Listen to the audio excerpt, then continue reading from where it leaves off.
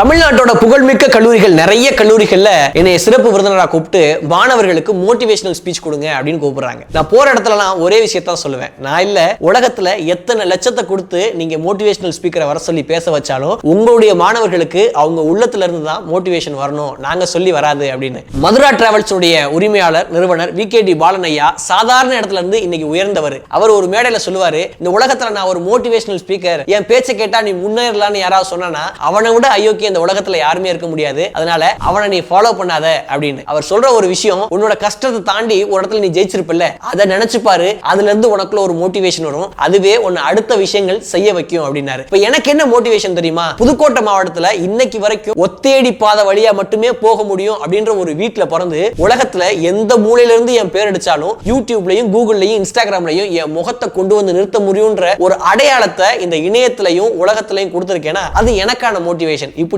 நீங்க கடந்து வந்த பாதைகளையும் நீங்க கடந்து வந்திருக்கக்கூடிய கஷ்டங்களையும் தாண்டி ஒரு சாதாரண சின்ன வெற்றி அடைஞ்சிருப்பீங்கல்ல, அதை நினைச்சா போதும் வாழ்க்கையில உங்களுக்கான மோட்டிவேஷன் உங்களுக்குள்ளே இருந்து வரும் அப்படின்றத சமீபத்துல ஒரு புத்தகத்துல படிச்சேன்.